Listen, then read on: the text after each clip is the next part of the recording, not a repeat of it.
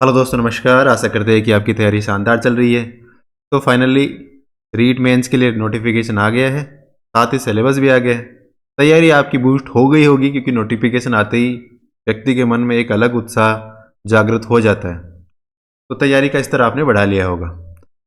आज की वीडियो में हम दो तीन चीज़ें देखेंगे मोटा मोटी, जिसमें राजस्थान के जो प्रमुख व्यक्तित्व हैं उसके बारे में बात करेंगे। इसके साथ में जो अधीनस्थ बोर्ड 2025 में प्रश्न पूछ रही है, जो जो अलग अलग एग्जाम में पूछे हैं, क्योंकि हमें इससे ये पता चल जाएगा कि अधीनस्थ बोर्ड किस प्रकार के प्रश्न पूछ रहा है आजकल। और क्योंकि जैसे क्या होता है कि हम एक उदाहरण से समझते हैं, किसी दुकान पे जाते हैं, एक मार्केट में 20 दुकानें हैं, लेकिन अब अगर हम एक दुकान पे चले गए, अब हमारा व्यवहार ये रहेगा कि अगली बार भी अगर कोई सामान हमें लेना होगा तो हम प्रायोरिटी उसी दुकान पे की करेंगे। वैसे ही बोर्ड एक प्रकार के प्रश्न पूछने लग गया, तो आशा है कि वो आगे भी उस प्रकार के प्रश्न पूछ पूछ सकता है, संभावना है ये। तो इस चीज़ के लिए हम कुछ 10-15 प्रश्न देखेंगे और आगे की वीडियो में कोशिश करेंगे कि 20-25 प्रश्न एक वीडियो में शामिल करें। इसके साथ ही हम एक टॉपिक है आपके मेंस में, राजस्थान की फसलें। तो राजस्थान की आर्थिक समीक्षा से कुछ डेटा वो हम देखने का प्रयास करेंगे राजस्थान की फसलों से संबंध में, या जो कृषि क्षेत्र है उससे संबंध में। क्योंकि जो बोर्ड ने प्रश्न पूछे हैं इन दिनों, उनको भी मैंने ध्यान रखा है इसमें। तो वो इकोनॉमिक सर्वे से प्रश्न, तो हो सकता है रीट मेंस में भी वो प्रश्न पूछ ले उस तरीके से।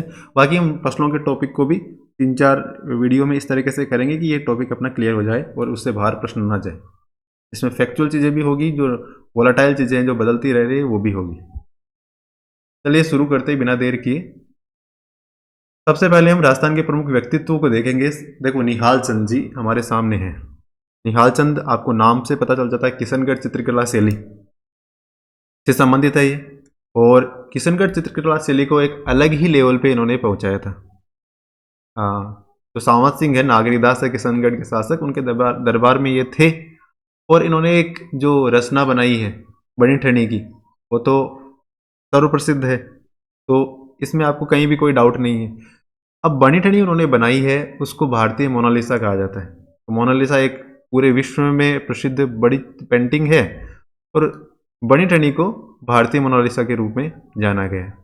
अब हम प्रयास ये करेंगे कि जो माध्यमिक शिक्षा बोर्ड की किताब है उसी को हम पढ़ने का प्रयास करेंगे, और उसमें से जो महत्वपूर्ण फैक्ट है वो निकालने का प्रयास करेंगे। तो निहाल चंद जी के बारे में तो आपको पहले से पता है कि नागरीदास या सावंत जी के दरबार में थे। इन्होंने बनी ठनी को चित्रित किया और किशनगढ़ चित्रकला शैली को इन्होंने एक अलग ही लेवल पे पहुंचाया था। अगले हमारे जो प्रमुख व्यक्तित्व है वो है पन्नाधाय जी। कौन है? पन्नाधाय। पन्नाधाय के बारे में आपको बहुत अच्छे से पता है, स्वामी भक्ति, त्याग और बलिदान की मिसाल रही है। इनका जन्म कहाँ पे हुआ? तो चित्तौड़गढ़ है, उसके निकट एक गांव है पांडोली गांव। कौन सा गांव है? पांडोली गांव। पांडोली गांव में, पांडोली गांव में इनका जन्म हुआ। ठीक है। और किसके घर में? तो हांकला गुज्जर जी के घर में, यानी हांकला गुज्जर इनके पिताजी थे। ठीक है। बोर्ड क्या करता है, ये इसी में से प्रश्न उठाता है, बीच में से कहीं से। और हमें लगता है कि वो अलग प्रश्न उसने बनाया, अलग नहीं बनाता है, बीच में से कहीं से उठा लिया। अब ये पूछ ले पन्नाधाय कि पिताजी का नाम क्या है, तो हांकला गुर्जर है। आप कहोगे कि एग्जाम में तो पूछा ही नहीं गया, पिछले 10-15 एग्जाम में। अरे पूछा नहीं गया, लेकिन जब माध्यमिक शिक्षा बोर्ड की किताब में सीधा सीधा लिखा हुआ तो पूछा जा सकता है, हमें तो तैयार होकर जाना है ना। अब उनका विवाह महाराणा सांगा की सेना में नियुक्त थे सूरजमल, उनके साथ में इनका विवाह हुआ। तो पन्नाधाय जी का विवाह किसके साथ हुआ? सूरजमल जी के साथ में इनका विवाह हुआ। कब? तो मतलब 1509 से 1528 तक महाराणा सांगा का कार्यकाल रहा था, और उसी कालखंड में ये मान के चलो कि इनका विवाह हुआ था। अब पन्नाधाय जी के पुत्र हुए चंदन। कौन? चंदन। और जिस समय चंदन जन्मे ना, लगभग उसी टाइम पे जो मेवाड़ की महारानी है कर्णावती जी, उनको भी मतलब पुत्र रत्न की प्राप्ति हुई थी, और उनका नाम है उदय सिंह। यानी उदय सिंह जब जन्मे थे, उनकी लगभग उन्हीं की उम्र के 1-2 साल बड़े हो सकते हैं चंदन थे। अब राणा सांगा चूंकि मतलब शहीद हो गए थे, उसके बाद में मेवाड़ की जो राजगद्दी है उस पर एक सामंत था बनवीर, उसकी बुरी नज़र थी। तो उसने क्या किया, उसने सोचा कि जो मेवाड़ के राजकुमार है उनको ख़त्म कर देता हूँ। तो पहले उसने विक्रमादित्य की हत्या कर दी, कब? 1535 में। अब उसने उदय सिंह की ही हत्या करने की सोची। अब जब कन्नादाय को यह पता चला कि वो उदय सिंह की हत्या करने आ रहा है, तो उन्होंने स्वामी भक्ति और देशभक्ति से मतलब परिपूर्ण पन्नादाय ने क्या किया, अपने पुत्र को उदय सिंह की जगह लिटा दिया और बनवीर आया और उसने चंदन को मौत के घाट उतार दिया। लेकिन पन्ना इस कृत्य के कारण अमर हो गई इतिहास में, और आज भी उतनी ही श्रद्धा सम्मान से हम उनका ये नाम याद रखते हैं।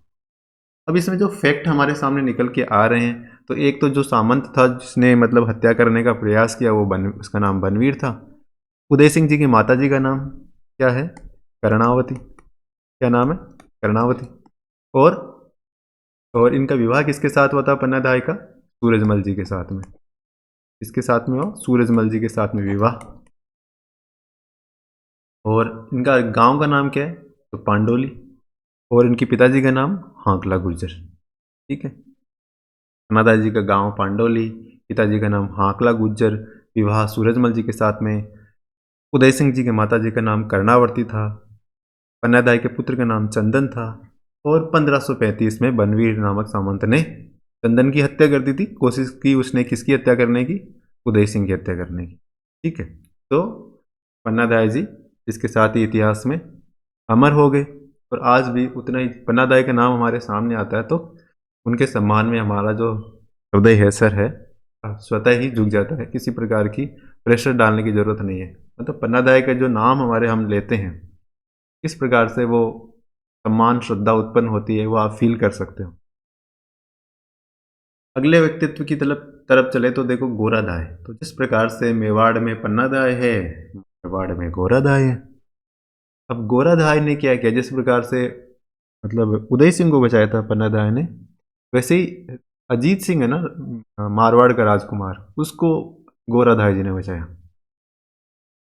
गोरादाय का जन्म 4 जून 1646 को एक माड़ी परिवार में रत्नोजी टाक और माता रूपा के घर में हुआ, जोधपुर में।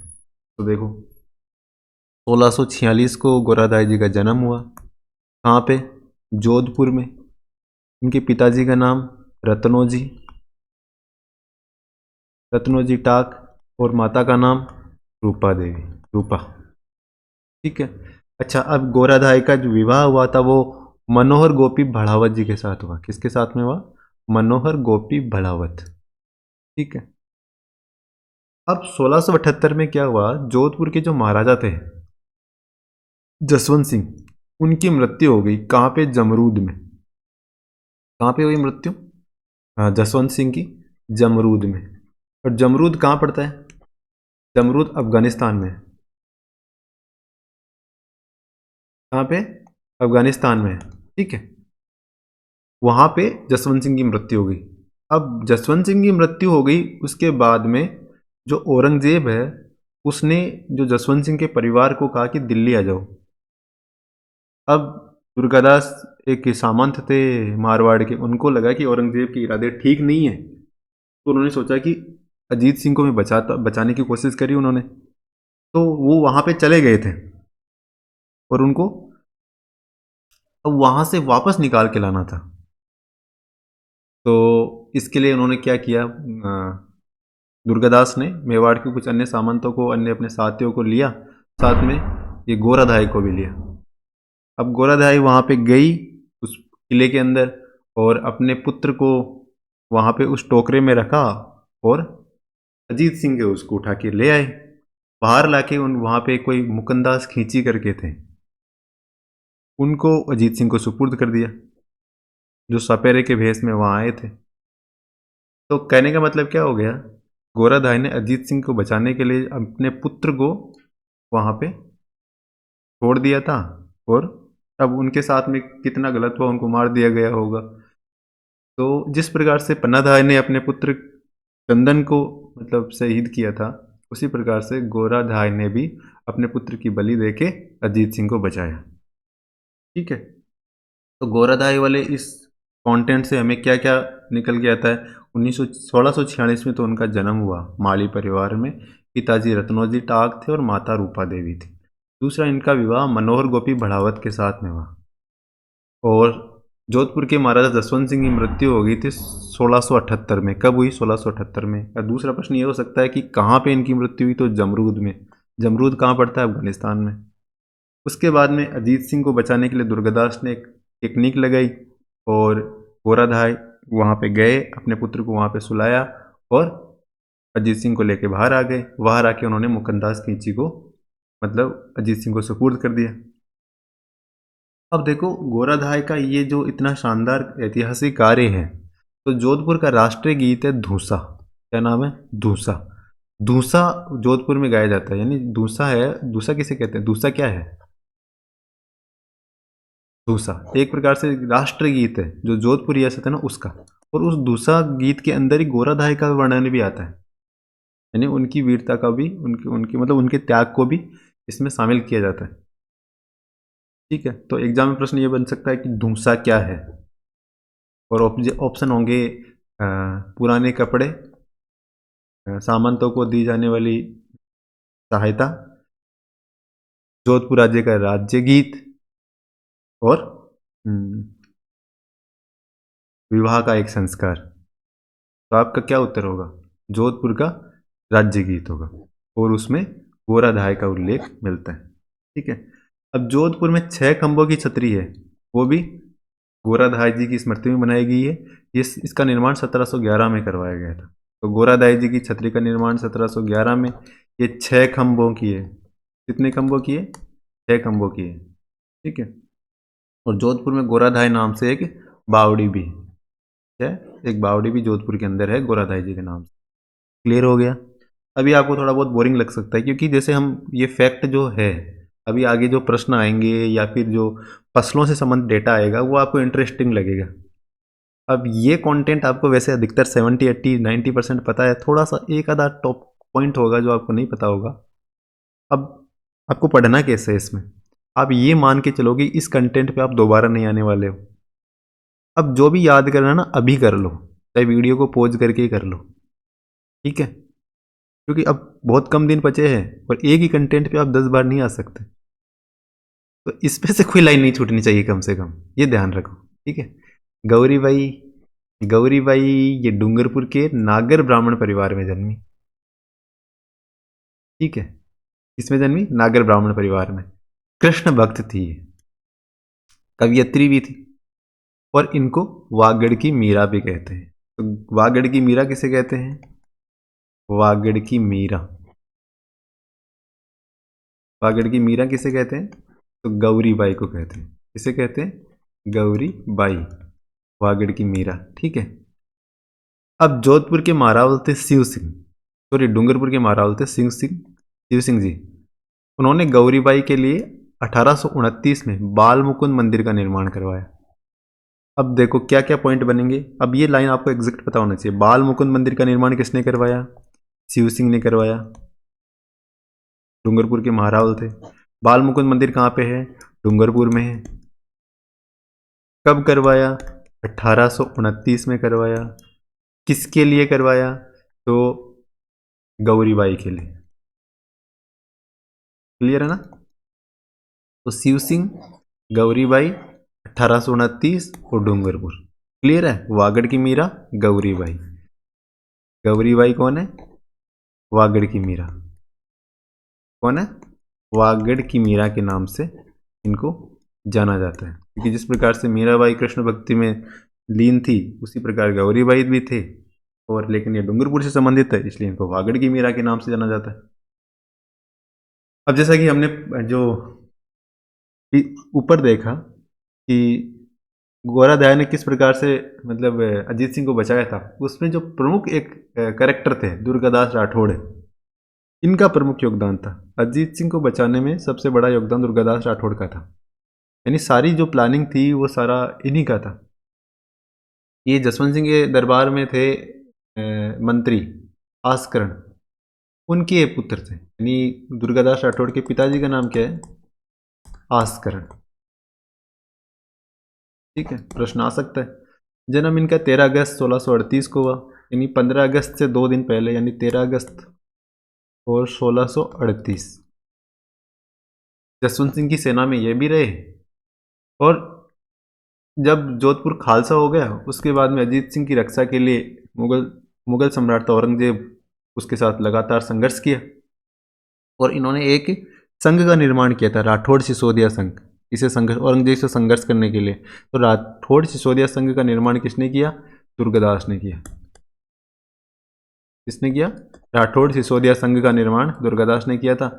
और किसके लिए? औरंगजेब से संघर्ष करने के लिए। अच्छा, इन्होंने जो औरंगजेब का शहजादा अकबर, उसको भी शरण दी, उसको भी सहायता करी, क्योंकि वो औरंगजेब को पसंद नहीं करता था शहजादा अकबर। अब यानी उसके साथ मित्रता थी शहजादे अकबर के साथ में दुर्गादास राठौड़ की। तो औरंगजेब के विरुद्ध उसने शहजादे अकबर की हेल्प करी। और उसके जो पुत्र पुत्री थे शहजादे अकबर के, उन एक का नाम है बुलंद अख्तर तो पुत्र था, और सूफियत निसा पुत्री थी। इनको अपने पास रखा, उनको इस्लाम के अनुसार उनको शिक्षा दी और मित्र धर्म निभाया। साथ ही ये पता चलता है कि इस्लामिक शिक्षा दे रहा तो वो सहिष्णु भी था, यानी सभी धर्मों का सम्मान भी कर रहा था। तो प्रश्न ये बन सकता है कि दुर्गादास राठौड़ ने औरंगजेब के विरुद्ध किसको सहायता दी? तो हमारा उत्तर क्या होगा? शहजादे अकबर को। किसको दी? शहजादे अकबर को। ठीक है, क्लियर है? अब देखो, अब ये कहे कि शहजादे अकबर को तो उन्होंने सहायता करी, साथ ही उसके पुत्र पुत्रियों को इस्लाम के अनुसार शिक्षा दी और मित्र धर्म निभाया था। तो उसकी शहजादे अकबर के पुत्र और पुत्रियों के नाम क्या है? आप कहोगे इस प्रकार का प्रश्न थोड़ी बन सकता है। अरे भाई, माध्यमिक शिक्षा बोर्ड की किताब में तो प्रश्न कुछ भी बन सकता है, हमें तो तैयार करके जाना है। तो उसके पुत्र का नाम था बुलंद अख्तर। क्या नाम था? बुलंद अख्तर। और पुत्री का नाम था सूफियत निशा। क्या नाम था? सूफियत निशा। ठीक है, क्लियर है?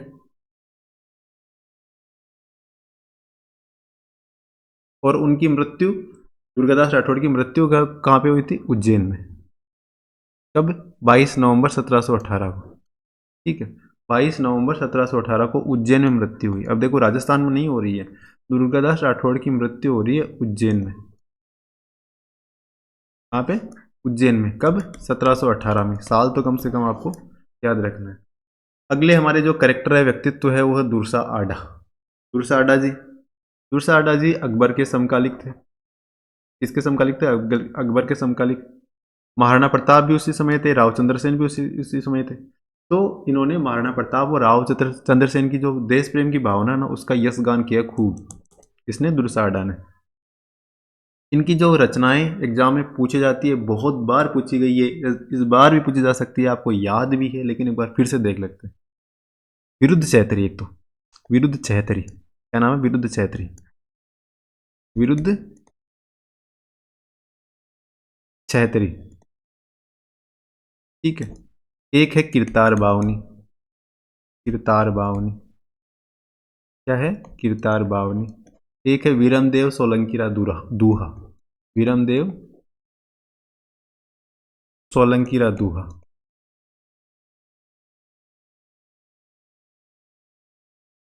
तो विरुद्ध चैतरी, किरतार बावनी, वीरमदेव सोलंकीरा दूहा किसकी रचनाएं हैं? दुर्साडा की। विरुद्ध चैतरी, किरतार बावनी, वीरमदेव सोलंकीरा दूहा। फिर से बोलो, विरुद्ध चैतरी, किरतार बावनी, वीरमदेव सोलंकीरा दूहा। जैसे ही विरुद्ध चैतरी आपके सामने आता है, तो उसके साथ में किरतार बावनी, वीरमदेव सोलंकीरा दूहा खुद ही आ जाना चाहिए मुंह पे, यानी एक राइमिंग से एक पोएम सी बन जानी चाहिए। और साथ में किसका नाम आएगा याद? दुर्साडा जी का। ठीक है, इसके समकालिक थे, अकबर के समकालिक थे।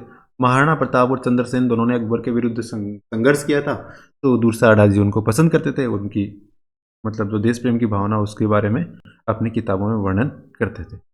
अब दयालदास जी, दयालदास जी ये बीकानेर से संबंधित है, और बीकानेर के राठौड़ों की ख्यात जो पुस्तक है, इसकी रचना दयालदास जी ने करी थी। अब इनका, दयालदास जी का जन्म कहाँ पे हुआ? तो बीकानेर का कुड़िया नाम का गांव है। कौन सा गांव? कुड़िया गांव। दयालदास जन्म कहाँ पे? कुड़िया ग्राम में। मैंने कहा कि आपको याद यहीं कर लेना, आप दोबारा इस कंटेंट पे नहीं आओगे। आप कहीं ऑब्जेक्टिव कर रहे हो, प्रैक्टिस, वहाँ आ गया अलग बात है। 1798 में इनका जन्म हुआ। इनकी किताब का नाम है बीकानेर के राठौड़ों की ख्यात। क्या है? बीकानेर के राठौड़ों की ख्यात इनकी किताब है। अब इनकी जो दयालदास की ख्यात है ना, उसमें राठौड़ों की उत्पत्ति से, जब राठौड़ों की उत्पत्ति हुई तब से लगा के महाराजा सरदार सिंह के राज्यारोहण, जब 1851 ईस्वी तक का इतिहास इन्होंने लिखा है। यानी जब से राठौड़ बने हैं तब से लेके 1851 तक का इतिहास लिखा है। इनका खुद का जन्म 1798 में हुआ है, लेकिन 1851 तक का इतिहास इन्होंने लिख दिया है। यानी सरदार सिंह तक का वर्णन है, सरदार सिंह का राज्यारोहण किया ना, तक उस तक का वर्णन इसमें बीकानेर के राठौड़ी ख्यात के अंदर किया है। और ये बीकानेर की जो प्रशासनिक व्यवस्था है, मतलब वो सारे जानने में हेल्प करेगा, ये आपको पता ही चल गया, उससे कोई बड़ी बात नहीं है। ठीक है, तो इस प्रकार हमने ये 5-6 व्यक्तित्व आज की वीडियो में हम देखेंगे कि थोड़ा सा मतलब क्यों किताब को पढ़ना था। तो किताब को पढ़ना थोड़ा सा वैसे बोरिंग कॉन्सेप्ट है, लेकिन मैंने क्या कहा, आपको इंजॉय नहीं करना है, पढ़ाई करनी है, आपको परीक्षा में पास होना है। ये ध्यान रखना है कि कौन सा कंटेंट आपको चाहिए एग्ज़ाम पास करने के लिए, आपके पास अब तक क्या है, उसके बीच में गैप क्या है, उस गैप को फिल करने के लिए आप क्या पढ़ना चाहोगे, उसकी स्ट्रेटजी प्रॉपरली बना के आपको तैयारी करनी है, गैप को फिल करना है। हो सकता है आपके पास एग्ज़ाम में हमें 100 चाहिए, 100 अंक चाहिए, आपके पास नॉलेज में 99 है, आपको एक ही गैप फिल करना है, एक और चाहिए। कोई विद्यार्थी उसके पास 100 चाहिए, उसमें से 10 कंटेंट ही है, अभी उसको 90 की तैयारी और करनी है, तो उसको मतलब 90 का गैप फिल करने के लिए उस हिसाब से तैयारी करनी। अब जिसको एक चाहिए उसके हिसाब से 90 वाला नहीं कर सकता, जिसको 90 चाहिए वो एक वाले हिसाब से करे तो गलत हो जाता है। तो आपको उस तरीके से अपनी स्ट्रेटजी बनानी है। तो अब हम क्या करेंगे, जो RMSSB बोर्ड ने 2025 के जो एग्ज़ाम है उसमें जो प्रश्न पूछे हैं, वो प्रश्न जो रीट में आ सकते हैं वो देखेंगे हम। आज के मतलब कुछ ज़्यादा सरल प्रश्न है, वैसे टिपिकल प्रश्न नहीं है, नॉर्मल प्रश्न, लेकिन हम देखेंगे कि किस प्रकार प्रश्न बन रहा है, किससे बन रहा है, क्या बन रहा है। तो सबसे पहले देखो, भारतीय संविधान कब बनाया गया प्रश्न है। अब भारतीय संविधान लागू कब हुआ, 26 जनवरी 1950 से। लेकिन अपनाया कब गया था, अंगीकृत, अधिनियमित और आत्मार्पित कब किया गया था, तो 26 नवंबर 1949 को किया गया था। कोई डाउट नहीं है, ठीक है। कुछ ऐसे प्रावधान तो उस 26 नवंबर को ही लागू हो गए थे, वो भी आपको पता है। अगला प्रश्न, निम्नलिखित में से किसके पास किसी राज्य के राज्यपाल को पद से हटाने की शक्ति है। ये भी पॉलिटी से संबंधित प्रश्न है, राज्यपाल से संबंधित प्रश्न है, यानी हमें राज्यपाल टॉपिक को एकदम ध्यान से देखना है। राज्यपाल का टॉपिक बहुत महत्वपूर्ण है। राज्यपाल का जो जितने भी कंटेंट है वो एकदम रट्टालोजी होना चाहिए प्रॉपर, कि इससे प्रश्न बनेगा ही बनेगा, बाकी से बने ना बने। अब आप आर्टिकल 248 के बारे में, 56 के बारे में वो एकदम ध्यान से पढ़ रहे हो, राज्यपाल वाले छोटे छोटे में कन्फ्यूजन है, अगर सरल प्रश्न आ गया और गलत हो गया तो गलत बात है ना, तो इसको ध्यान रखना है। तो राज्यपाल को पद से हटाने की शक्ति किसके पास में, तो राष्ट्रपति के पास में। किसके पास में, राष्ट्रपति के पास में, ठीक है। अगला प्रश्न करंट अफेयर से संबंधित है। अब देखो किस प्रकार का प्रश्न पूछा है कि अंतर्राष्ट्रीय क्रिकेट में 600 छक्के लगाने वाले दुनिया के पहले बल्लेबाज कौन बने, 600 छक्के लगाने वाले। तो 600 सिक्सेस किसने लगाए हैं, 600 तो छक्के लगा दिए इन्होंने भाई साहब ने। इन्होंने देखो, इनके बारे में बताता हूँ, इन्होंने एक तो चैंपियंस ट्रॉफी, इसके अलावा T20 वर्ल्ड कप, ठीक है, वनडे वर्ल्ड कप का फाइनल, है ना, वर्ल्ड टेस्ट चैंपियनशिप का फाइनल, एक वर्ल्ड कप में 5 शतक, ठीक है, ये लगाने वाले बल्लेबाज हैं। और अभी भी मतलब ये दोनों रोहित शर्मा और विराट कोहली दोनों वनडे फॉर्मेट में बने हुए हैं, और ये 2027 का वर्ल्ड कप भी भारत को जिता के मानेंगे। तो 600 छक्के किसने लगाए, दुनिया के पहले बल्लेबाज बने तो रोहित शर्मा ने, या अफरीदी ये पीछे छूट गए अब, है ना। अगला जो प्रश्न हमारा 22 फरवरी 2025, अब यानी कहने का मतलब क्या है, ये करंट में लेटेस्ट में न्यूज़ थी, आप कहोगे 600 छक्के लगाने वाला, और ये कैसा प्रश्न है। अब गर्ल्स कहेगी कि हम तो क्रिकेट में इतना इंटरेस्ट लेते ही नहीं, लड़कों को तो पता भी था वैसे, लेकिन आपको भी अब ध्यान रखना पड़ेगा, क्योंकि भारतीय महिला टीम ने वर्ल्ड कप जीत लिया है वनडे का। जो लड़के नहीं कर पाए वो लड़कियों ने कर दिया है, तो आपको हर चीज़ तरीके से तैयार रहना है। 22 फरवरी 2025 तक राजस्थान के महाधिवक्ता कौन है, यानी राजस्थान के महाधिवक्ता का प्रश्न पूछा है। तो कौन क्या, हमें क्या देखना है, कौन क्या, कौन क्या है, यानी कौन क्या के ये 20 पद, मतलब 25-30 पद होते हैं महत्वपूर्ण, ये सारे हमें रटे हुए होने चाहिए। और इसमें से जब भी कोई परिवर्तन होता है उसको आप देख लो। जैसे राज्यपाल आपको पता है कौन है, हरिभाऊ किशन बाबू बागड़े हैं। अगर मान लीजिए आपको, जैसे मुख्यमंत्री कौन है, भजन लाल है। हाँ, तो इस प्रकार से जो भी महत्वपूर्ण जो 20-25 ये पोस्ट होती है ना, ये सारी आपको पता होनी चाहिए। तो 22 फरवरी 2025 को महाधिवक्ता कौन थे? तो राजेंद्र प्रसाद उस समय महाधिवक्ता थे। क्लियर है? तो हमें कौन क्या देखना है, ये एक मेथड है। तो आप कौन क्या वाला कॉन्सेप्ट रट लो, एक दिन में याद नहीं होगा। मोटा मोटी मतलब अगर 25-30 पोस्ट की बात कर रहा हूँ, उसमें से 16-17 पोस्ट तो आपको एग्जैक्टली पता है आज भी। बाकी 12 मतलब 14-15 पोस्ट और याद करनी है, और क्या है। और उसमें कुछ भी चेंजेस होता है इस पीरियड में तो वो देख लो। अगला जो प्रश्न है, निम्नलिखित में से किसे भारतीय संविधान का जनक कहा गया? तो भारतीय संविधान का जो संविधान सभा है ना, ये हमारा महत्वपूर्ण टॉपिक है। संविधान सभा बहुत महत्वपूर्ण है। किसने क्या कहा, मतलब कथन, कईयों के कथन हो गए। उद्देश्य प्रस्ताव कब आया था, पहली बैठक, दूसरी बैठक, ठीक है।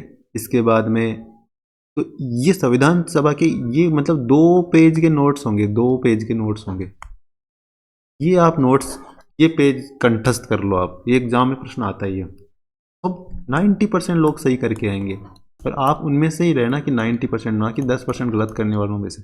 ये छोटे छोटे पॉइंट बाद में बड़ी दिक्कत हो जाती है। तो भारतीय संविधान का जनक किसे कहते हैं? तो बी आर अम्बेडकर साहब को कहते हैं, कोई दिक्कत नहीं। अगला हमारा जो प्रश्न है, भरतपुर और अलवर क्षेत्र का प्रसिद्ध लोक नाट्य कौन सा है? तो भरतपुर अलवर का तो बम नृत्य। बम नृत्य का संबंध कहाँ से? भरतपुर अलवर से। क्लियर है? तो लोक नृत्य और लोक नाट्य, ये टॉपिक क्लियर होने चाहिए हमारे। बाकी आपको पता है तो सबके टॉपिक क्लियर होते ही हैं। अगला प्रश्न है, 1976 में किस संवैधानिक संशोधन अधिनियम द्वारा भारतीय संविधान में प्रस्तावना में धर्मनिरपेक्ष शब्द का उल्लेख किया गया? ये धर्मनिरपेक्ष शब्द जोड़ा गया था, कौन से संविधान संशोधन के माध्यम से जोड़ा गया था? तो ये 42वां संविधान संशोधन के माध्यम से जोड़ा गया। किसके माध्यम से? 42वां। अगर 42वें संविधान संशोधन को कहते हैं तो मिनी कॉन्स्टिट्यूशन भी कहते हैं इसे, यानी मिनी संविधान भी कहते हैं। क्यों? क्योंकि 42वें संविधान संशोधन के माध्यम से संविधान में बहुत सारे चेंजेस किए गए थे। ये इंदिरा गांधी उस समय प्रधानमंत्री थी भारत की, और आपातकाल के दौरान इसे पारित किया गया था। कब? जब आपातकाल लगा रखा था ना, तब। प्रस्तावना में 3 शब्द जोड़े गए थे, समाजवादी एक धर्मनिरपेक्ष और एक अखंडता। क्या क्या जोड़ा गया था? समाजवादी, धर्मनिरपेक्ष और अखंडता। ये 3 शब्द 42nd कॉन्स्टिट्यूशनल अमेंडमेंट के माध्यम से जोड़े गए। ये 3 शब्द तो जोड़े गए, इसके साथ में भाग 4A में मौलिक कर्तव्य भी जोड़े गए। तो मौलिक कर्तव्य कहाँ जोड़े गए थे? भाग 4A। ठीक है। साथ ही इसमें ये कहा गया कि जो राष्ट्रपति है वो विवेक से कार्य नहीं कर सकता, उसे मंत्रिपरिषद की सलाह पर ही काम करना पड़ेगा। ये भी इसमें कहा गया। क्लियर है? और न्यायिक समीक्षा की शक्ति को भी इसमें कम कर दिया गया। न्यायिक समीक्षा की, यानी 368 में अगर कोई संशोधन करता है संसद, तो उसे न्यायिक मतलब चुनौती नहीं दी जा सकती। इस प्रकार का प्रावधान 42वें संविधान संशोधन के माध्यम से कर दिया गया था। अगला प्रश्न है, भारत के संविधान सभा में कितनी महिला सदस्य थी? तो महिला सदस्य कितनी थी ये बताओ। तो महिला सदस्य थी 15। ये तो आपको आराम से याद है, पता भी है। लेकिन अब प्रश्न आ गया कि भारत की संविधान सभा में इनमें से कौन नहीं थे। इसके लिए ज़रूरी क्या है? आपको इन 15 महिलाओं के नाम पता होने चाहिए। सही बात है कि नहीं है? अब नाम आज याद करने। एक है अम्मू स्वामीनाथन। क्या नाम है? अम्मू स्वामीनाथन। एक है एनी मेस्करनी। एनी मेस्करनी। एक दक्षयानी वेलायुधन। दक्षयानी वेलायुधन। एक बेगम एजाज रसूल। बेगम एजाज रसूल। ठीक है। एक है दुर्गाबाई देशमुख। दुर्गाबाई देशमुख। एक है हंसा मेहता। ठीक है। फिर कमला चौधरी, लीला राय, मालती चौधरी, पूर्णिमा बनर्जी। पूर्णिमा बनर्जी। राजकुमारी अमृत कौर। राजकुमारी अमृत कौर, रेणुका राय, सरोजनी नायडू और सुचिता कृपलानी। एक विजय लक्ष्मी पंडित। अब ये तीनों तो आपको पता है। सरोजिनी नायडू, सुचिता कृपलानी और विजय लक्ष्मी पंडित। उत्तर प्रदेश की पहली मुख्यमंत्री सरोजिनी नायडू, पहली राज्यपाल थी शायद सरोजिनी नायडू, सुचिता कृपलानी पहली मुख्यमंत्री थी। आपको ये मतलब पता कर लेना एक बार कि पहली राज्यपाल कौन थी और पहली मुख्यमंत्री कौन थी। और विजय लक्ष्मी पंडित, ये तीन तो आपको बताया कि संविधान सभा की ये सदस्य थी, सरोजिनी नायडू, सुचिता कृपलानी, विजय लक्ष्मी पंडित। लेकिन इसके अलावा कितने बच गए? टोटल है 15 में से 3 गए, तो आपको 12 आपको और पता होने चाहिए। सुचिता, सरोजिनी और विजय लक्ष्मी पंडित, ये तो 3 आपको एग्जैक्टली पता है, पहले से पता है ना। अब हमें 12 याद करनी है। 12 याद करने के लिए सबसे पहले देखो, हम 4 देखेंगे, एक हिंदू, मुस्लिम, सिख और ईसाई। सबसे पहले देखो अम्मू स्वामीनाथन, ये हो गई हिंदू। उसके बाद में देखो एनी मस्करनी, तो एनी मस्करिन, ये हो गई ईसाई। तीसरी बेगम एजाज रसूल, बेगम, ठीक है, बेगम एजाज। और चौथी होगी राजकुमारी अमृत कौर। 4 हो गए, हिंदू, मुस्लिम, सिख, ईसाई। तो 12 में से 4 गए, तो कितने बचे? अब 8 और याद करनी है। अम्मू मस्करीन, बेगम एजाज रसूल और अमृत कौर। अम्मू स्वामीनाथन, मस्करीन, एनी मस्करनी, बेगम एजाज रसूल और राजकुमारी अमृत कौर। ठीक है, इसको हम टिक कर देते हैं, इसको टिक कर देते हैं, और बेगम एजाज रसूल को टिक कर देते हैं। और इसके बाद में एक कौन सी होगी? राजकुमारी अमृत कौर, इसको ओके कर देते हैं। ठीक है, अब हम 8 को और याद करेंगे। कौन कौन बच गए? एक तो दक्ष यानी वेलायुधन। तो आप एक नाम याद कर लोगे तो भी आपको मतलब वो तो एक पूरा आएगा, तो दक्ष यानी होगी। इसके बाद में दुर्गाबाई हो गई। ठीक है, दुर्गाबाई के बाद में हंसा मेहता, तो ये नाम तो याद रहने वाला है, हंसा मेहता। और कमला चौधरी। तो दक्ष, दुर्गा, हंसा, कमला, ऐसे याद कर लो। दक्ष, दुर्गा, हंसा, कमला, यानी कमला मतलब क्या होती है? लक्ष्मी। और कहाँ पे बैठे? हंस के ऊपर। और दुर्गा माता कैसी है? दक्ष है। तो इस प्रकार रिलेट कर लो कि दक्ष, दुर्गा, हंसा, कमला। ठीक है, इन 4 का जोड़ा हमने तैयार कर लिया। अब बच गए 4। एक है लीला, एक है मालती, एक है पूर्णिमा और एक है रेणुका। लीला, मालती, पूर्णिमा और रेणुका। लीला, मालती, रेणुका और पूर्णिमा। अब इन 4 को, जैसे जया, रेखा, सुषमा, वो याद करते हो ना, सबकी पसंद निर्मा, उसी तरीके से ये याद रखो, लीला, मालती, रेणुका, पूर्णिमा। लीला, मालती, रेणुका, पूर्णिमा, लीला, मालती, रेणुका, पूर्णिमा, लीला, मालती, रेणुका, पूर्णिमा, इस तरीके से। ठीक है, लीला, मालती, रेणुका, पूर्णिमा। उसके बाद दक्ष, दुर्गा, हंसा, कमला, दक्ष, दुर्गा, हंसा, कमला, दक्ष, दुर्गा, हंसा, कमला, लीला, मालती, रेणुका, पूर्णिमा। अब इसमें से यही प्रश्न ये नहीं पूछेगा कौन है, लिखना नहीं है आपको, याद करके उसमें देख के से टिक लगाना है। तो इस प्रकार से आप जोड़े बना के याद करोगे तो हो जाएगा अम्मू, मस्करीन, बेगम और अमृत। अम्मू स्वामीनाथन, एनी मस्करनी, बेगम एजाज रसूल, राजकुमारी अमृत कौर, दक्ष, दुर्गा, हंसा, कमला और लीला, मालती, रेणुका, पूर्णिमा। और 3 सरोजनी, सुचिता और विजय लक्ष्मी आपको पता ही है। तो इस प्रकार ये 15 के 15 आप याद हो जाएगा। आप पोज करके एक बार देख लो सारे कि कौन कौन है, और उसके बाद में उनको याद कर लो। सबसे पहले 10 ये आपके सामने लिस्ट में है, इस पर स्क्रीनशॉट ले सकते हो। इसके बाद में ये 5। ठीक है, अगले प्रश्न में चलते हैं। उस नदी की पहचान करें जिस पर प्रसिद्ध चूलिया जलप्रपात है। तो चूलिया जलप्रपात किस नदी पे? तो चंबल नदी पे। ठीक है, और कहाँ पे है चूलिया जलप्रपात? तो चूलिया जलप्रपात है ये रावतबाटा में। रावतबाटा कहाँ पड़ता है? चित्तौड़गढ़ में। वैसे देखो ये कोटा के निकट है, लेकिन पड़ता है चूलिया जलप्रपात चित्तौड़ में, रावतबाटा, क्योंकि जैसे चित्तौड़ ये ऐसे है, चित्तौड़ पहले यहाँ से फिर थोड़ा दूर छोड़ के इसका थोड़ा सा हिस्सा है रावतबाटा, बीच में मध्य प्रदेश आ जाता है ना। तो चित्तौड़गढ़ जिले के रावतबाड़ा क्षेत्र के पास ये स्थित है चूलिया जलप्रपात। ठीक है, क्लियर हो गया। चलो, अब आज के दिन का जो हमारा तीसरा जो पोर्शन है वो है राजस्थान की फसलें, है ना। तो समृद्ध कृषि की बात करते हैं। अभी देखो, एक अभी जो बोर्ड का एग्जाम था उसमें प्रश्न था कि भारत की, राजस्थान की जीडीपी में कृषि क्षेत्र का योगदान, जीवीए में कृषि क्षेत्र का योगदान 26.92% है। भारत की जीडीपी में कृषि का योगदान 19% है, ऐसे कुछ था। अब कथन गलत बताने थे तो 19% वाला गलत हो गया। अब ये कैसे गलत हो गया ये देखो। अब ये देखो, कृषि और संबंध क्षेत्र अर्थव्यवस्था के प्रमुख घटक है, ये तो पता है कि अर्थव्यवस्था 3 चीजों से मिलती है। तो एक तो होता है कृषि, एक उद्योग और तीसरा सेवा। ठीक है, तो एक घटक कृषि हो गया। ठीक है, कृषि की बाद में कुछ उप घटक होंगे, उसके बारे में हम चर्चा करेंगे, क्योंकि बोर्ड पहले नहीं पूछा गया है जो 3rd ग्रेड की एग्जाम है इनमें इस प्रकार के प्रश्न, लेकिन आरपीएससी इन दिनों ये ऐसे प्रश्न पूछ रही है। तो चलते चलते बोले इधर भी पूछ लेते हैं, आपके सिलेबस में फसलें लिखा हुआ है तो क्या ही कर सकते हैं, याद करना पड़ेगा ना। हाँ, तो जीवीए में मतलब योगदान कृषि क्षेत्र का कितना है प्रचलित कीमत पे, प्रचलित कीमत पे योगदान है 26.92%। ठीक है, राजस्थान में क्लियर है कितना है 26.52%। और भारत में कितना योगदान है, तो भारत की अगर कुल अर्थव्यवस्था देखते हैं उसमें से 17.77% योगदान कृषि का है।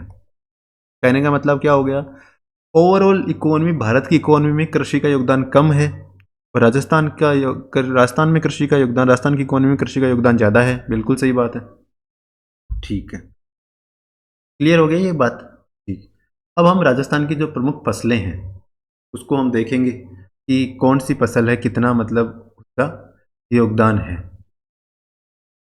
सबसे पहले देखो, राजस्थान राई और सरसों उत्पादन में पूरे देश में टॉप पर है। राई और सरसों के उत्पादन में टॉप पे, राई और सरसों में टॉप पे राजस्थान।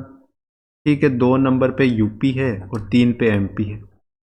हमें ध्यान रखने वाली बात यह कि राई सरसों में टॉप पे राजस्थान है और पूरा उत्पादन का, पूरे देश में जितना भी उत्पादन होता है उसका 46.13% राई और सरसों कहाँ उत्पादित हो रही है, अपने राजस्थान में। कितनी, 46.13%, यानी 46.13% राई, पूरे देश में जितनी भी राई पैदा होती है उसकी 46.13% राई कहाँ पे पैदा हो रही है, अपने राजस्थान में। वहीं बाजरा, बाजरे में अपन टॉप पे हैं, कोई दिक्कत नहीं है। कितना परसेंट बाजरा आप पैदा कर रहे हैं पूरे देश का, तो 44.66। ये तो कंटेंट याद रहने वाला सही है, देखो 4466, 44.66% बाजरा। ठीक है, कितना है 44.66। अच्छा, एक बात बताओ, इस बार बाजरे की जो एमएसपी है वो कितनी रखी गई है, कमेंट बॉक्स में सर्च करके बताना। आप में से ज़्यादातर के घर में बाजरा पैदा हो रहा है और इस बार बाजरे की एमएसपी में अच्छी भली बढ़ोतरी हुई है। आप ये छोटा सा रिसर्च करके कमेंट बॉक्स में टाइप कर देना कि कितनी बाजरे की एमएसपी रखी गई है सरकार द्वारा। सरकार मोटे अनाज को प्रमोट कर रही है, बाजरे को प्रमोट कर रही है, और आपको आश्चर्य होगा कि यार सच में अच्छी एमएसपी मिली है बाजरे को। तीसरा देखो, राई और सरसों से क्या निकलता है, तेल। राई सरसों के उत्पादन में हम 46% उत्पादन कर रहे हैं। और तो कुल तिलहन, अगर टोटल तेल को देखें सारे प्रकार के तेलों को मिला के, तो उसमें भी राजस्थान टॉप पे है ना। और कितना ओवरऑल सारे तेल का कितना परसेंट राजस्थान में हो रहा है, तो 22.78%। 22.78% उत्पादन पूरे तिलहन में से 22.78% राजस्थान अकेले में उत्पादित हो रहा है। वहीं पोषक अनाज में, अब देखो बाजरा पोषक अनाज, उस पोषक अनाज में भी राजस्थान टॉप पे है। पोषक अनाज में भी राजस्थान टॉप पर है। 15.66% पोषक अनाज, पूरे देश में जितने भी पोषक अनाज पैदा होता है उसका 15.66% पोषक अनाज अपने राजस्थान में पैदा होता है। ठीक है। गंवार की बात करें तो गंवार तो यह मान के चलो कि अपना ही राज है, यानी गंवार पैदा ही राजस्थान में होता है अधिकतर। 90% गंवार का उत्पादन अपने होता है। कितना, 90%। मैं गंवार की बात नहीं कर रहा हूँ, जवार की बात नहीं कर रहा हूँ, गंवार की कर रहा हूँ। हाँ, वही गंवार जिसमें क्या होता है। हाँ, करिए कि कभी गंवार की लावणी करिए कदे हैं। हाँ, गंवार की लावणी दोरी बहुत हुआ भैया, है ना। तो गंवार की लावणी करवा के माने राजस्थान ही कर सके। 90% गंवार राजस्थान का मायने पैदा हुआ पूरा देश को। ठीक है, अब आपा टॉप में कौन कौन सा माँ, राई और सरसों में टॉप पर हाँ, ठीक है। बाजरा में भी टॉप पर हाँ, ठीक है। तिलहन में भी टॉप पर हाँ, ठीक है। पोषक अनाज में ठीक टॉप पर हाँ, फिर गंवार में कत्ती राई सरसों राजस्थान में पैदा हुआ है 46.13%। बाजरो तो 44.66% बाजरो पूरा देश को राजस्थान में हुआ है। फिर तिलहन, तिलहन 22.78%, यानी मोटा मोटी 22 तो अपन याद रखना ही रखना है। बी के बाद में पोषक अनाज, तो 15.66% पोषक अनाज का उत्पादन राजस्थान में हुआ और गवार तो 90% गवार राजस्थान में है। हम आप राजस्थान में टॉप पर है। अब कुछ फसल है जो हम राजस्थान 2 नंबर पर है। कौन सी है? मूंगफली। मूंगफली उत्पादन का मायना आप 2 नंबर पर हाँ। 1 नंबर पर कौन सा है? गुजरात। ठीक है, गुजरात मूंगफली अपन ठाए। राजस्थान को राजकोट बीकानेर न केवे तो राजकोट कटे है गुजरात में। अगर तो ये का मतलब गुजरात मूंगफली उत्पादन में 1 नंबर पर, 2 नंबर पर राजस्थान है। और राजस्थान कत्ती मूंगफली उत्पादित करे पूरा देश की, तो 18.76% मूंगफली है ना अपने राजस्थान में हुआ है। कत्ती 18.76% मूंगफली अपने राजस्थान में पैदा हुआ है। याद रहे सी को नहीं, कत्ती 18.76% मूंगफली। मूंगफली उत्पादन में कता मूंगफलियां मान लो कि 2 ही दाना है का, है ना, एक दाना ओ एक दाना ओ, मतलब 2 दाना ना दूसरा नंबर पर आ पाओ। अब बात आएगी जवार। मैं क्यों ना, गवार में तो आप 1 नंबर पर आ, जवार में आप 3 नंबर पर है। जवार में 1 नंबर पर महाराष्ट्र है, 2 नंबर पर कर्नाटक है और 3 नंबर पर राजस्थान आता है। राजस्थान कौन से नंबर पे आता है? तीसरे नंबर पे आता है। और पूरे देश का 14.87% जवार अपन पैदा करते हैं। कितना? 14.87। ठीक है, बाद में चिड़ो। चिड़ा के मायने पापा कितना नंबर पर? 3 नंबर पर। 1 नंबर पर वही महाराष्ट्र है। जवार में भी 1 नंबर पर महाराष्ट्र, 2 नंबर मतलब 2 नंबर पर कर्नाटक है। और चना में भी 1 नंबर पर महाराष्ट्र, आपा 3 नंबर पर। ठीक है, बी के बाद में सोयाबीन। सोयाबीन में आपा 3 नंबर पर। तो देखो जवार में, चना में और सोयाबीन में आपा तो 3 नंबर पर और 1 नंबर पर कौन है? महाराष्ट्र है। कौन है? महाराष्ट्र। लेकिन टोटल दलहन देखा ना, टोटल दाड़ा जितनी सारी दाड़ा मिला दें आप यहाँ को नहीं कि भाई सिर्फ चना ले लियो, और यहाँ को नहीं। चना चना में तो आप 3 नंबर पर लेकिन कुल दलहन का मायने भी 3 नंबर पर यानी सारा दाड़ा मिला, मोटर मूंग सारी मिला मिलू बी का मायना आपा कितना नंबर पर? बीम भी 3 नंबर पर, यानी चना भी 3 नंबर पर और टोटल दाड़ा भी 3 नंबर पर। और लेकिन 1 नंबर पर आपका महाराष्ट्र को नहीं। टोटल दाड़ा का मायने 1 नंबर पर मध्य प्रदेश में, आपा तो 3 नंबर पर। यानी आपा मोटा मोटी कहीं निकालो कि आपा मूंगफली में 2 नंबर पर एक। ठीक है, इसके बाद में 1 नंबर पर क्या हम क्या वहाँ? राई सरसों को मायने और तिलहन में, बाजरा में, पोषक अनाज में, गुआर में। मूंगफली में आपा 2 नंबर पर। 3 नंबर पर क्या क्या क्या वहाँ? जवार में, चना में, दलहन में, सोयाबीन में। लेकिन जवार, चना और सोयाबीन में तो 1 नंबर पर महाराष्ट्र है, लेकिन दलहन में 1 नंबर पर कौन है? मध्य प्रदेश है। ठीक है, तो 4 चीज़ों का मायना आप 3 नंबर पर बता रखे हैं। मूंगफली का मायना आप 2 नंबर बता रखे हैं। और इसके अलावा राई सरसों, बाजरो, तिलहन और पोषक अनाज का मायना आप 1 नंबर पर। और कौन को कत्तो कत्तो है, एक बार थे पोज करीन आराम से और देख लो और याद कर लो। बाद में का MCQ बना दीजिए, उसको प्रैक्टिस कर लीजिए और अपनों काम बढ़िया हो जैसे। ठीक है, आ चीज़ अपन राजस्थान की फसलें जो हमारे सिलेबस में है, इस कारण हमें इन चीज़ों को ध्यान से देखना पड़ेगा।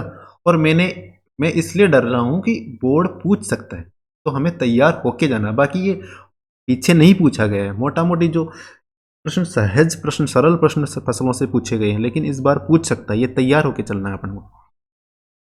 भू उपयोग सांख्यिकी की बात करें, ये एक महत्वपूर्ण डेटा होता है कि मतलब राजस्थान की जो टोटल भूमि है उसका कितना % एरिया किस चीज के अंदर यूज किया गया है।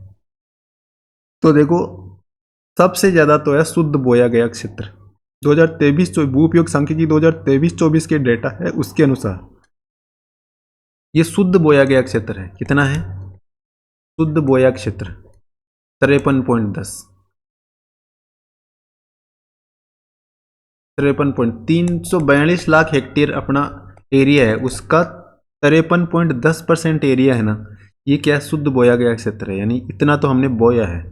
इसके अलावा जो प्रश्न पूछता है वो हमें ध्यान रखने। वानिकी, वानिकी के अंदर 8.13% एरिया अपना वानिकी में गया हुआ है। कितना? अपने लैंड का 8.13% वानिकी में। ये एग्जैक्ट 8.13 याद करना आपको। कृषि के अतिरिक्त अन्य उपयोगी भूमि, कृषि के अलावा अन्य उपयोगी भूमि है 5.93%। कितनी है? 5.93%। कृषि के अतिरिक्त अन्य उपयोगी भूमि कितनी है? 5.93% है। ठीक है, वानिकी कितनी है? 8.13% है। ठीक है, ऊसर और कृषि अयोग्य भूमि कितनी है? ऊसर और कृषि अयोग्य भूमि है ये है 6.89। ऊसर भूमि है और कृषि के अयोग्य भूमि है 6.89, 689। ये ऊसर और कृषि अयोग्य भूमि है। स्थायी चारागाह और अन्य गोचर भूमि, स्थायी चारागाह यानी फिक्स चारागाह है, और इसके अलावा जो अन्य गोचर यानी चारागाह वाला कितना है? 4.81%। 4.81%।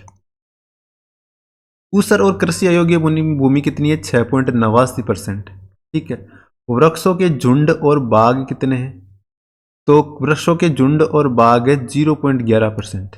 0.11% ये वृक्षों के झुंड और बाग। इसके अलावा बंजर भूमि की बात करें तो ये हो गई 10.26%। अब ये देखो 10.26% बंजर है अपने, 10% से ज़्यादा बंजर है। यानी सबसे ज़्यादा किसका था? शुद्ध बोया गया क्षेत्र का। और 2 नंबर पे कौन सा आ रहा है? बंजर भूमि आ रही है। 1 नंबर पे शुद्ध बोया गया क्षेत्र 53.10%, 2 नंबर पे बंजर भूमि, बंजर एकदम बंजर भूमि 10.26%। और फिर इसके अलावा हमने कहा, एक तो कहा चालू पड़त भूमि, एक होती है अन्य चालू पड़त भूमि। तो चालू पड़त भूमि कितनी है? 5.72 तो चालू पड़त भूमि है ना। और एक होती है अन्य चालू, मतलब अन्य चालू पड़त भूमि है 5.72 और चालू पड़त है 5.05%। तो पड़त भूमि में कितनी होगी? देखो 5.72 तो ये और 5.05 ये। तो आपको दोनों को याद रखना है, एग्जामिनर जो भी पूछे कि अन्य चालू पड़त कितनी है और चालू पड़त कितनी है। तो अन्य चालू पड़त तो है 5.72 और चालू पड़त है 5.05। यानी देखो इनमें से ज़्यादा कौन सी है? तो जितना जिसका ज़्यादा बड़ा नाम है ना वो ज़्यादा है, 5.72 और चालू पड़त 5.05। और शुद्ध बोया गया क्षेत्र आपको पता ही है कितना है, ये हो गया 53.10%। ठीक है, एक बार फिर से देख लें, शुद्ध बोया गया क्षेत्र कितना है भैया? 53.10%।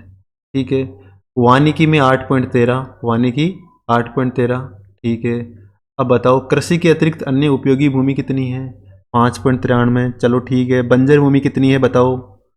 बंजर भूमि 10.26। ये बताओ वृक्षों के झुंड और बाग कितने हैं? तो सबसे कम वृक्षों के झुंड और बाग है, 0.11% है ओनली, यानी 1% का भी 10वां हिस्सा, 0.11%।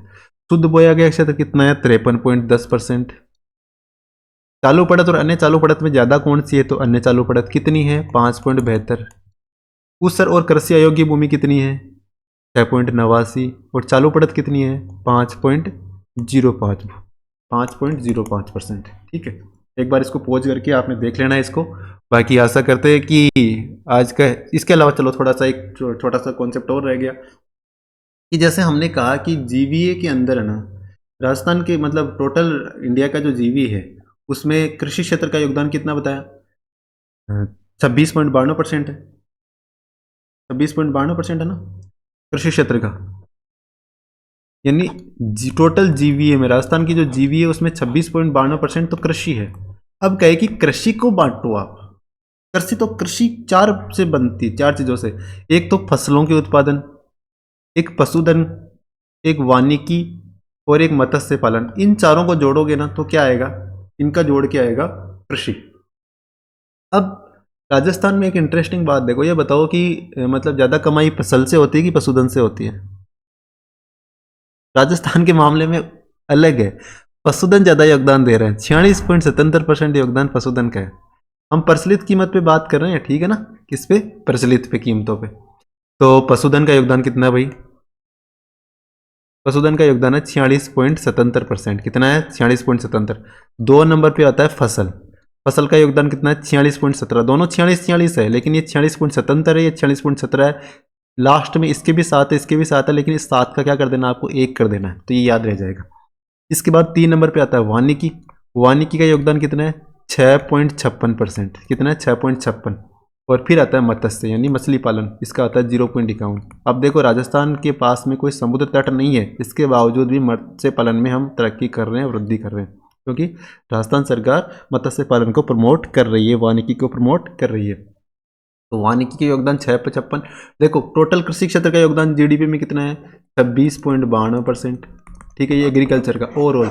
इंडिया के मामले में 17.77%। ठीक है, इंडिया के कृषि योगदान 17.77। कृषि राजस्थान की कृषि में सबसे ज्यादा योगदान पशुधन का 46.77, फिर फसल का 46.17, फिर वानिकी का 6.56 और मत्स्य का 0.51। ठीक है, क्लियर है? तो आशा करते हैं कि आज का ये वीडियो आपको पसंद आएगा, आपकी तैयारी को मजबूत करेगा, हेल्प करेगा। Thank you, all the best.